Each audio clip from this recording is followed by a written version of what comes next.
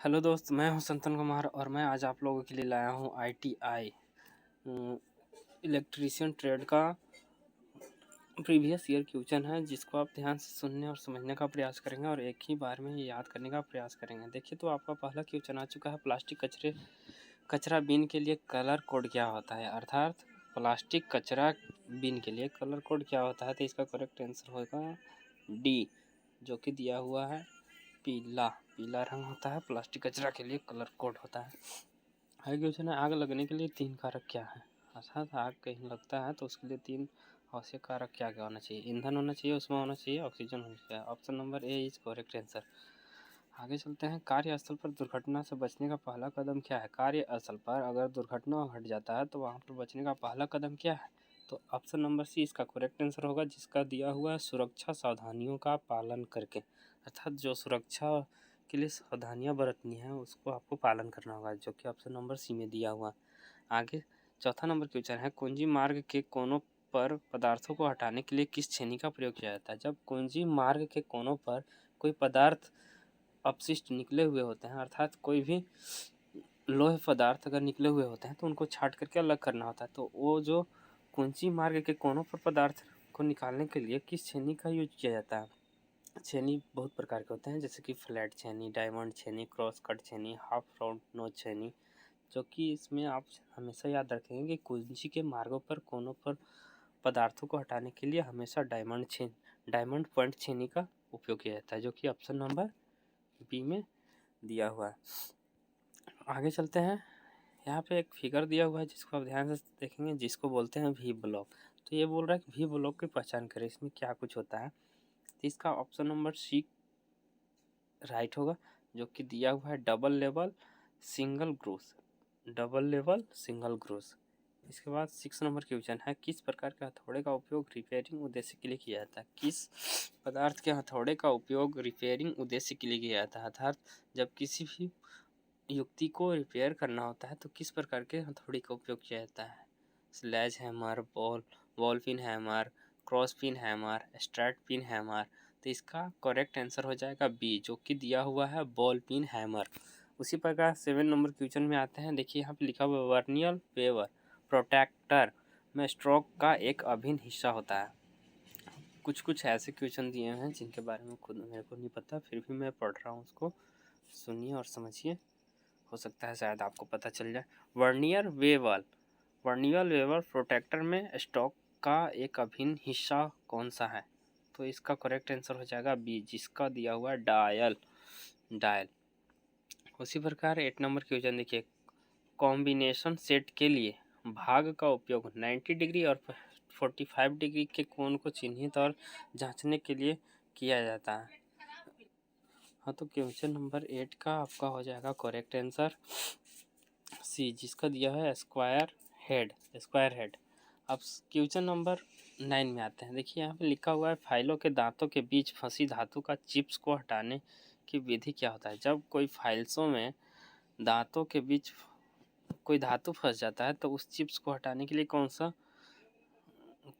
विधि का यूज किया जाता है। Brush, wire brush, copper strip, chalk powder.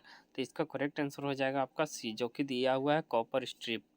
आगे क्वेश्चन है 10 नंबर, यूनिवर्सल सरफेस गेज का कौन सा हिस्सा सब्सक्राइबर को पकड़ता है।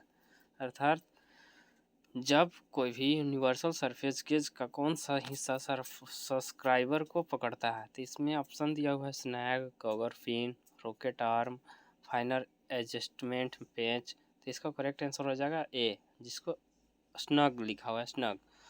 उसी प्रकार अब आगे आते हैं 11 नंबर क्वेश्चन में, सीट मेटल वर्क में इस नॉच का क्या नाम है। सीट मेटल वर्क में इस नॉच का क्या नाम है।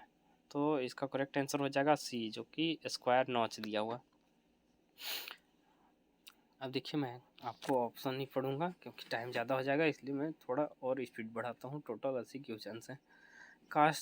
कास्ट आयरन में ड्रिलिंग के लिए किस कटिंग फ्लूइड का उपयोग किया जाता है। तो इसका करेक्ट आंसर हो जाएगा ए, जो कि दिया हुआ है die air jet. Question number 13, steel के सोल्डिंग के लिए किस फ्लक्स का उपयोग किया जाता है। तो इसका करेक्ट आंसर ए हो जाता है, जिसको अमोनियम क्लोराइड बोलते हैं। 14 नंबर क्वेश्चन है, रिवेट के निर्माण के लिए उपयोग की जाने वाली सामग्री क्या है? तो ऑप्शन नंबर डी इसका करेक्ट हो जाएगा, माइल्स स्टील। क्वेश्चन नंबर 15 में आते हैं, इस सीट मेंटल ऑपरेशन का नाम क्या है? इस सीट मेंटल ऑपरेशन का नाम क्या है? तो इसका करेक्ट आंसर ए हो जाएगा, जिसका ग्रोविक्लिका। क्वेश्चन नंबर 16 है, कौन सी धातु सीट पानी और मौसम के संपर्क को झेल सकती है? अर्थात कौन सी ऐसी धातु की सीट होती है जो पानी और मौसम के संपर्क को झेल सकती है, अर्थात कोई भी मौसम या वर्षा के दिनों में भी वो कुछ संक्षारण वगैरह नहीं होता है। तो इसका करेक्ट आंसर हो जाएगा डी, जिसको बोलता है जस्ता लोहा। आगे आते हैं 17 नंबर क्वेश्चन, ऑक्सीजन सिलेंडर का रंग क्या होता है? अर्थात तो ऑक्सीजन सिलेंडर का जो रंग होता है वो कैसा होता है? तो इसका करेक्ट आंसर हो जाएगा सी, काला। उसी प्रकार 18 नंबर क्वेश्चन है, ऑक्सीजन सिलेंडर की भंडारण क्षमता क्या है? ऑक्सीजन सिलेंडर का भंडारण क्षमता क्या है? तो ऑप्शन नंबर ए हो जाएगा 7 MQ। 19 नंबर क्वेश्चन है, वेल्ड दिशा में उत्पन्न होने वाली विकृति का क्या नाम है? वेल्ड दिशा में उत्पन्न होने वाली विकृति का क्या नाम है? तो इसका करेक्ट आंसर सी हो जाएगा, जिसका लॉन्जिट्यूडनल विकृति। उसी प्रकार 20 नंबर, रेगुलेटर को जोड़ने से पहले सिलेंडर वॉल्व सॉकेट को कौन सी प्रक्रिया ब्लो आउट कर देती है? रेगुलेटर को जोड़ने से पहले सिलेंडर साल्व सॉकेट को कौन सी प्रक्रिया ब्लो आउट कर देती है? तो इसका करेक्ट आंसर हो जाएगा ऑप्शन नंबर ए, क्रैकिंग। आगे है 21 नंबर, थोक उत्पादन में कौन सा कंपैरेटर उपयुक्त होता है? तो इसका करेक्ट आंसर हो जाएगा बी, न्यूमेटिक। उसी प्रकार 22 नंबर क्वेश्चन में आते हैं, यदि छेद का आकार स्थिर रखा जाता है और सॉफ्ट स्थिर है तो सिस्टम का नाम क्या होगा? तो इसका करेक्ट आंसर हो जाएगा डी, सॉफ्ट वेस्ट स्टीम।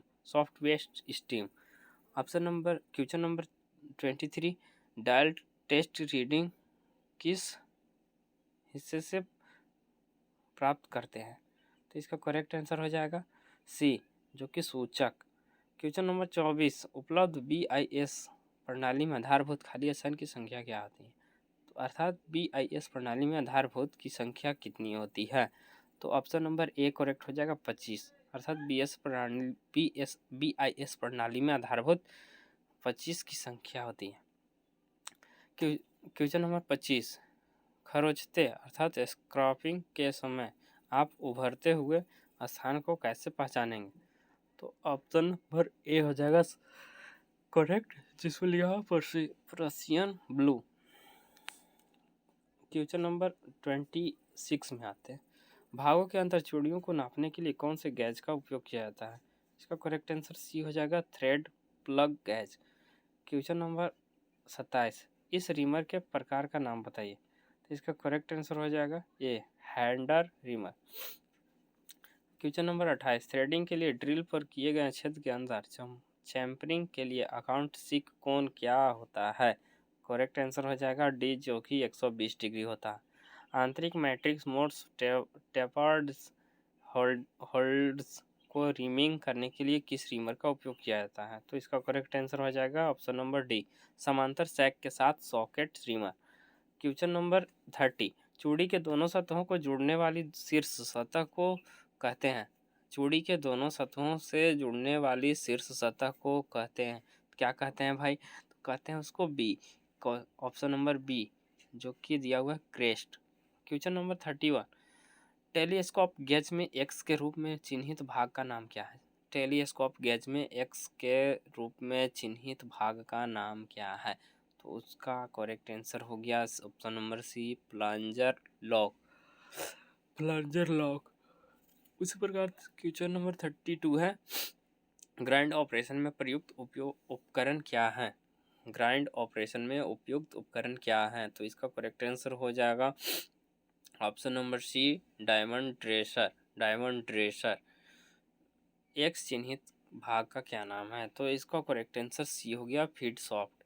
उसी प्रकार 34 क्वेश्चन, स्क्रू जैक में किस प्रकार के थ्रेड का उपयोग किया जाता है? तो इसका करेक्ट आंसर हो गया डी, स्क्वाडर थ्रेड। उसी प्रकार 35 नंबर क्वेश्चन है, बड़े पैमाने पर उत्पादन में किस प्रकार के कटिंग टूल का उपयोग किया जाता है? बड़े पैमाने पर उत्पादन में किस प्रकार के कटिंग टूल का उपयोग किया जाता है? तो option number C, throw away type tool. Throw away type tool.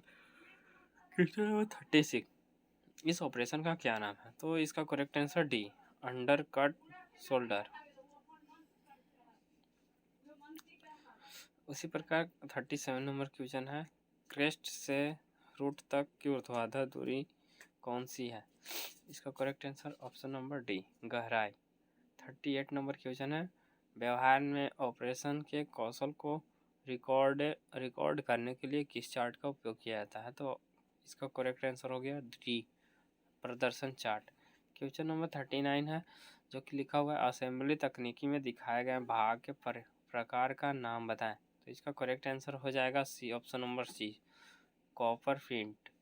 Question number 40 है, कौन सी असेंबली तकनीक के रिवेंट विधि के समान है? तो इसका correct answer C, pinning. Question number 41, इसमें मूलभूत इकाई कौन सी है? तो इसका करेक्ट आंसर हो जाएगा ऑप्शन नंबर बी, लंबाई, द्रव्यमान, समय। क्वेश्चन नंबर 42 है, एमकेएस प्रणाली में एम अक्षर क्या दर्शाता है? मीटर इज करेक्ट आंसर, अर्थात B is correct answer. What is the production, इतना और इतना के गुणनफल क्या है? तो फस्तिया 15 होना चाहिए और 00 से 000 हो जाएगा। 000 यानी कि ऑप्शन नंबर 000 होगा, 3 0 होंगे, तो ये हो गया आपका option number B is correct answer. 0.456 दशमलव भिन्न को प्रतिशत में बदलना है, तो प्रतिशत में बदलने के लिए हम सभी जानते हैं कि 100 से भाग किया जाता है। 100 से भाग, आपका करेक्ट आंसर हो जाएगा 45.6%। इसी प्रकार इसमें से किस धातु में प्रमुख सामग्री के रूप में लोहा होता है? अर्थात इसमें से किस धातु में प्रमुख सामग्री के रूप में लोहा होता है? तो इसका करेक्ट आंसर हो जाएगा डी, जो कि लोह धातु लिखा हुआ। 46 नंबर क्वेश्चन है, धातु की कौन सी यांत्रिक गुण एक काटने के उपकरण में लोचदार विरूपण के लिए प्रतिरोध प्रदान करता है? तो इसका करेक्ट आंसर हो जाएगा सी, जो कि कठोरता बोल सकते हैं इसको। क्वेश्चन नंबर 47 है, लिखा हुआ है, किस मिश्र इस्पात का उपयोग कीमती उपकरण बनाने के लिए किया जाता है? किस मिश्र इस्पात का उपयोग कीमती उपकरण बनाने के लिए किया जाता है? तो इसका करेक्ट आंसर हो जाएगा ऑप्शन नंबर सी, इनवार इस्पात। क्वेश्चन अगला है 48, जो कि लिखा हुआ है, किसी पदार्थ के द्रव्यमान प्रति इकाई आयतन को क्या कहते हैं? अर्थात किसी पदार्थ के द्रव्यमान प्रति इकाई आयतन को क्या कहा जाता है? तो क्वेश्चन का आंसर हो जाएगा आपका घनत्व, जो कि ऑप्शन नंबर सी में दिया हुआ है, डेंसिटी इंग्लिश बोलते हैं उसको। 49 नंबर क्वेश्चन है, जिस वस्तु में परिमाण या साइज होता है उसे क्या कहते हैं? जिस किसी वस्तु में उसका परिमाण हो या उसका कुछ साइज होना चाहिए तो उसे क्या कहते हैं? तो उसको परिमाण के साथ उसका साइज होगा तो उसको बोलेंगे भाई ऑप्शन नंबर डी, जिसको अदिश बोलेंगे, स्केलर क्वांटिटी। अदिश राशि सिर्फ परिमाण या साइज होता है, दोनों में से कोई एक चीज़ होना चाहिए। उसी प्रकार आगे 50 नंबर क्वेश्चन है, पानी की विशिष्ट ऊष्मा का मान क्या होता है? पानी की विशिष्ट ऊष्मा का मान क्या है? तो ऑप्शन नंबर डी हो जाएगा करेक्ट, जो कि 1, पानी की विशिष्ट ऊष्मा का मान 1 होता है। 51 नंबर क्वेश्चन है, फ़ारेनहाइट स्केल में पानी का क्वथनांक कितना होता है? 51 नंबर क्वेश्चन है, जो कि लिखा हुआ है, फ़ारेनहाइट स्केल में पानी का क्वथनांक कितना होता है? तो मैं बता दूं कि इसका करेक्ट आंसर हो जाएगा आपका ऑप्शन नंबर ए, जो कि 212 डिग्री फ़ारेनहाइट लिखा हुआ। उसी प्रकार 52 नंबर क्वेश्चन है, 20 डिग्री सेल्सियस से 35 डिग्री सेल्सियस तक 85.5 ग्राम रेत बराबर 0.1 टेम्परेचर बढ़ाने के लिए आवश्यक ऊष्मा की मात्रा ज्ञात करना है। तो आपका इसका करेक्ट आंसर इसमें दिया हुआ है ऑप्शन नंबर ए, 128.25 जूल। आगे क्वेश्चन है 53, धारा की इकाई क्या है? तो धारा की इकाई आपका हो गया एम्पियर। एम्पियर आपका फर्स्ट में है, ऑप्शन नंबर ए फर्स्ट हो जाएगा सही। 54 नंबर क्वेश्चन है, कौन सा बहुत अच्छा कंडक्टर है? कौन सा बहुत अच्छा कंडक्टर है? तो इसका करेक्ट आंसर ऑप्शन नंबर ए हो जाएगा तांबा। 55 नंबर क्वेश्चन में आते हैं, यदि एक इलेक्ट्रॉनिक आयरन की रेटिंग 220 वोल्ट और 500 वाट्स है तो उसका प्रतिरोध कितना होगा? तो इसका करेक्ट आंसर हो जाएगा ऑप्शन नंबर सी 96.82 ओम। 56 नंबर क्वेश्चन आते हैं, एक वर्ग की भुजा क्या होगी जिसका क्षेत्रफल 625 मीटर स्क्वायर है? एक वर्ग की भुजा क्या होगी जिसका क्षेत्रफल 625 मीटर स्क्वायर है? तो इसका करेक्ट आंसर बता दूं मैं आपको, सी होगा, जिसका दिया हुआ है 25 मिलीमीटर। उसी प्रकार 57 नंबर क्वेश्चन में आते हैं, तो यहाँ लिखा है उस विषम भुज त्रिभुज त्रिकोण का परिमाप क्या होगा जिसकी भुजाओं की माप 40 मिलीमीटर, 20 मिलीमीटर व 28 मिलीमीटर है? तो इसका करेक्ट आंसर हो जाएगा सी, जो कि दिया हुआ है 88 मिलीमीटर। 58 नंबर क्वेश्चन है, लीवर के फ्लिक्स एवं स्पॉटिंग पॉइंट्स का क्या नाम है? इसका करेक्ट आंसर मैं बता दूं आपको, हो जाएगा आपका ऑप्शन नंबर बी, जो कि फुलक्रम लिखा हुआ है। 59 नंबर क्वेश्चन है, फर्स्ट ऑर्डर लीवर के लिए कौन सा उपयुक्त है? तो इसका करेक्ट आंसर हो जाएगा ऑप्शन नंबर बी, सीजर्स का एक पेयर। 59 के बाद 60 नंबर क्वेश्चन है आपका, थीटा का मान ज्ञात करना है। देखिए भाई, थीटा का मान ज्ञात करना है, इसमें लिखा साइन थीटा इक्वल टू √3/2। तो बताइए कि साइन में कौन से डिग्री का मान √3/2 होता है? तो आप 10th में, 12th में, 11th में, यहाँ तक कभी भी पढ़ रहे होंगे तो आपको पता होगा कि हाँ, साइन 60 डिग्री का मान जो होता है √3/2 होता है। तो 61 नंबर क्वेश्चन में आते हैं, साक्षात्कार कॉल प्राप्त करने के बाद अगला कदम क्या है? साक्षात्कार कॉल प्राप्त करने के बाद आपका अगला कदम क्या है? तो इसमें लिखा हुआ है option number C correct answer, साक्षात्कार में जाएंगे। अर्थात आपको यदि कोई इंटरव्यू के लिए कॉल करता है तो उसके बाद आप क्या करेंगे? आवेदन पत्र भेजेंगे, रिफ्यूज तैयार करेंगे, साक्षात्कार में जाएंगे। तो आप सभी जानते हैं कि यदि किसी को अगर इंटरव्यू के लिए कॉल आते हैं तो उनको इंटरव्यू के लिए अपीयर्स होना ज़रूरी है। आगे है 62 नंबर क्वेश्चन, कौन सा स्वर नहीं है? AEFI। आप सभी जानते हैं कि टोटल जो वावेल्स होते हैं 5 होते हैं, तो इसमें AEIOU होना चाहिए, जबकि इसमें F दिया हुआ है, तो F आपका एक वावेल नहीं है।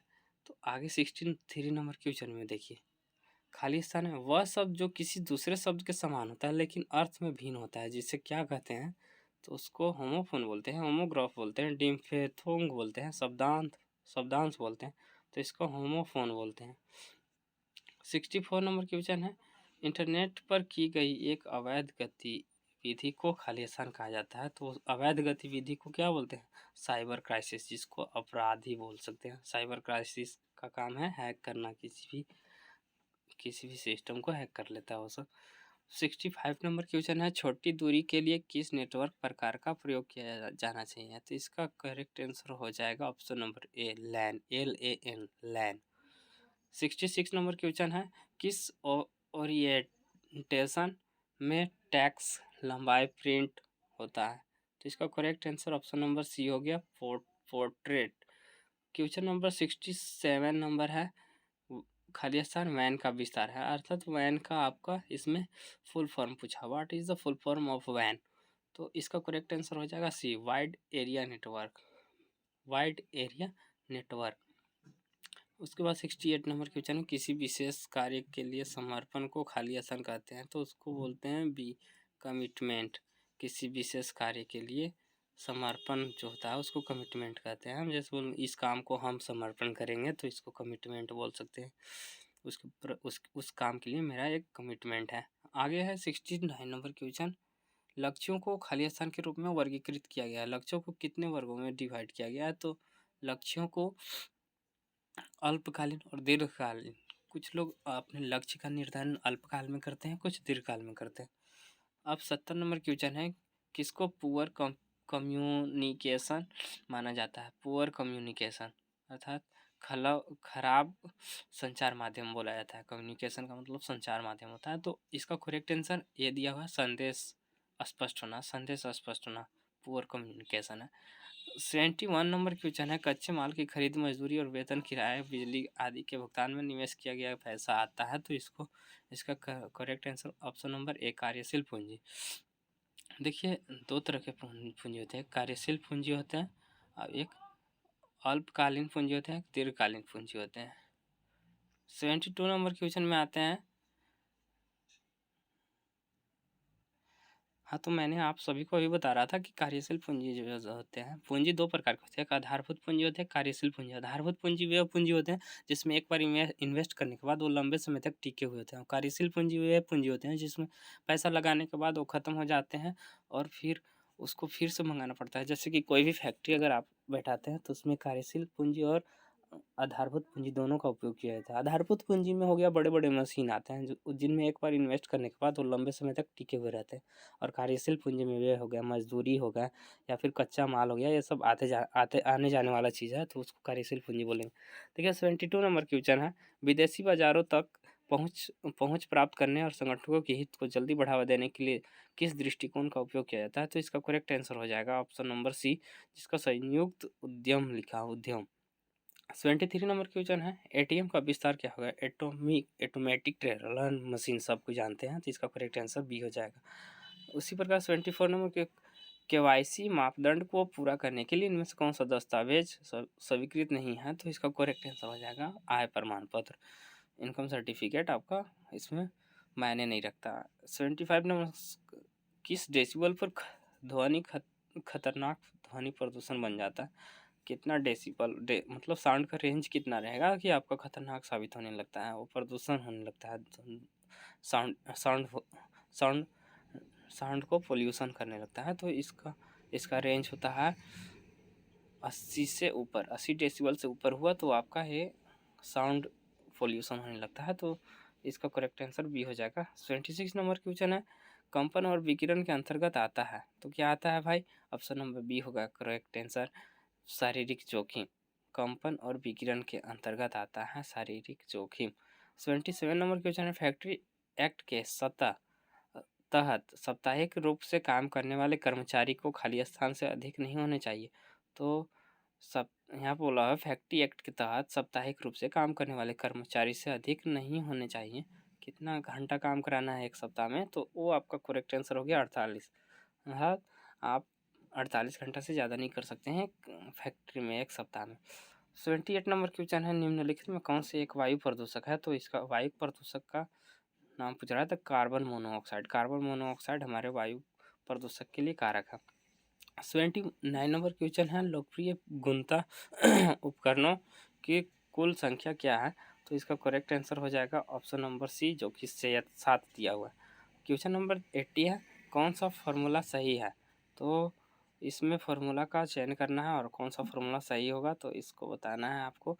तो क्यू बराबर पी बाई आई होता है, क्यू बराबर क्यू बाई ई होता है, क्यू ई बराबर ई बाई पी होता है। तो इसका करेक्ट आंसर हो जाएगा क्यू बराबर पी बाई क्यू होता है। मैं आपको अपने चैनल को सब्सक्राइब करने के लिए नहीं बोलूँगा, बस मेरा लाइक कर दीजिएगा, उतना ही काफ़ी है। बस थैंक यू, धन्यवाद, थैंक्स फॉर वॉचिंग नाउ।